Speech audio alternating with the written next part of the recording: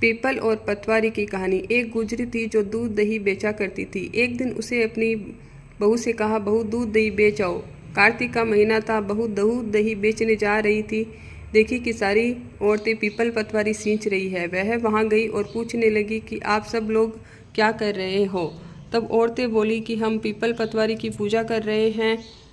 तब बहू ने पूछा कि इससे क्या होता है। औरतें बोली कि इससे धन लाभ होता है और बिछड़ा हुआ पति मिल जाता है। तब बहू बोली, ये लोग तो पानी से सींच रहे हैं, मैं तो दूध दही से सींचूंगी तो मुझे और भी अधिक लाभ मिलेगा, और भी अधिक मेरे ऊपर पतवारी माता प्रसन्न होगी।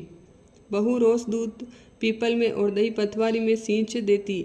गुजरी रोजाना कहती, दूध दही का दाम लाओ। तब बहू कहती कि महीना पूरा होने से ला दूंगी। इस तरह कार्तिक का महीना पूरा हो गया। पुण्य के दिन गुजरी ने बहू से दूध दही का दाम मांगा तो बहू पीपल पतवारी के धरने बैठ गई। पीपल पतवारी ने पूछा कि क्या हुआ।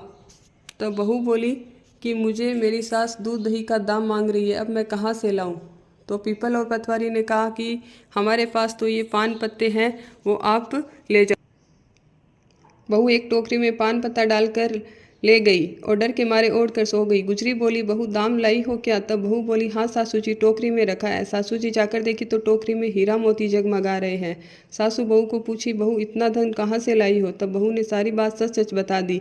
तब सासू बोली कि ऐसी बात है तो मैं भी कार्तिक में पीपल पतवारी सींचूंगी। सासू दूध दही तो बेच आती और हांडी धोकर पानी पीपल पतवारी में गिरा देती और अपनी बहू से कहती, मुझसे दूध दही का दाम मांग। बहू बोली, मैं कैसे मांगू।